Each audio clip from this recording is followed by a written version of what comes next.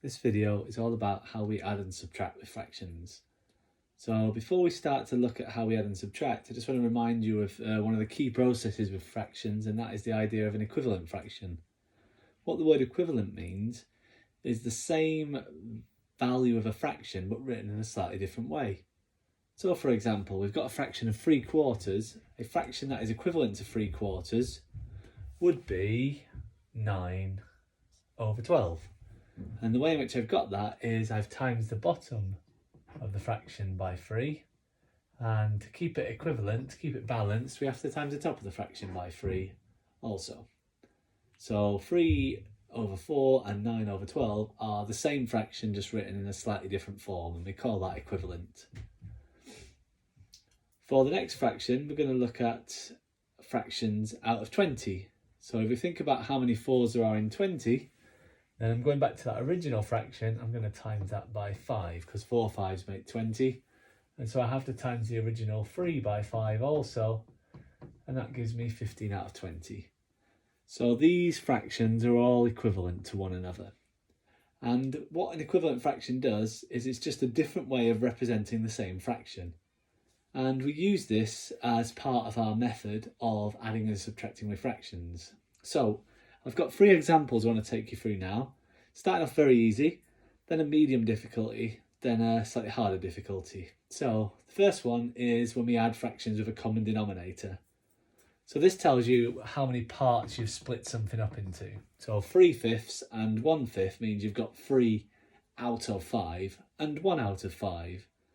And if you add them together, what we do is we just add the numerator. So that's 3 out of 5 and 1 out of 5. That makes 4 out of 5. So we add the numerator only. Notice how the denominator has stayed as parts of 5. It's stayed as fifths. And that's because the fraction hasn't changed in terms of how many parts it was originally split up into. We had 3 parts and then another one. Means we've got 4 parts and they're still fifths. They've stayed the same, and that's really, really important. When we add and subtract fractions with a common denominator, we keep it the same. Now this next one, slightly harder, we've got a fraction with a different denominator. We've got fractions out of 8 and fractions out of 4, and this time we're subtracting them. Now in order to do this one, I think the easiest method personally is to convert one of the 2 fractions, because if we look at the 2 denominators, we've got 4 and 8. 4 and 8 actually have a lowest common multiple of 8. And because one of those fractions is already 8, it means we only have to change one of those fractions. So I'm going to leave the 5/8 exactly the same. It's going to stay as 5/8. But I'm going to change the 1/4 into a fraction out of 8. And thinking about our earlier method of equivalent fractions, what we need to do is we need to think, well, what are we timesing the 4 by to give us 8? And we're going to be timesing it by 2. Now, because we times the 4 by 2, we should also times the 1 by 2, the numerator by 2, to keep it equivalent. So 1/4 is equivalent to 2/8. And now what we've got is 2 fractions with exactly the same concept as the first one, where we've got a common denominator. We've got a common denominator of 8 in both of our fractions. And what that means is we can now subtract the numerators. So 5 take away 2 is 3. And there's our fraction. Okay, so this time we subtracted the numerator and the denominator stayed the same. And the reason why we subtracted the numerator was because the question was a subtraction. Now for this final example, I'm going to show you a technique that I really like called wigwams. Now what wigwams are is essentially a clever way of converting both the fractions, so using 2 new equivalent fractions and writing them underneath. So some people like to do it underneath.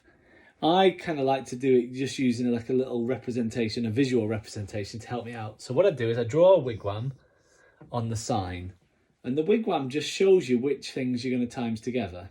So if you look across the bottom of the wigwam, we've got the 7 and the 8. And so we times them 2 things together to give us 56, because 7 times 8 is 56. If you look at so we go across the bottom of the wigwam, And then the line for the next part of the wigwam goes from the bottom right hand corner to the top left. So that's 8 times 6. So I'm just going to write that there, 8 times 6. Then what I'm going to do is I'm going to put the sign inside the wigwam on the top line now, okay? Because I'm going to be adding the two terms together once I've calculated them. And if you follow the final wigwam line, it goes from the bottom left to the top right, which gives us 7 times 5. Okay, and now what we're going to do is we're just going to calculate them two parts separately. So we've got 8 times 6 is 48, and 7 times 5 is 35. So if we add those two components together, 48 add 35 is, well, 40 add 30 is 70, 78, 83 out of 56. Now, because we've got a top-heavy fraction there, what we're going to do is we're going to write our answer as a mixed fraction. So we're going to look at how many 56s there are in 83, which is one full one, because two 56s are 112. And we're going to look at how many spare we've got left over, because we've got 83 56s. So I think we've got a spare of, well, 20 takes you up to 76, and another 7 takes you up to 83.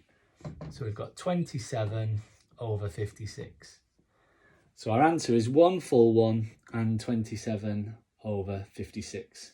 And if we just do a quick check to see if 27 and 56 cancel down, and I believe they've got no common factors other than 1. So that is our fully simplified answer. Now, that's a really neat way of doing it. So what you do is you follow along the bottom of the wigwam. You times up to the top left from the bottom right. You put the sign inside the wigwam on the line. So if it's a subtraction, you put a minus there. And then you times the bottom left to the top right. Now, alternatively, you could have used the second method and just change both of the fractions, which is essentially what this method does all in one.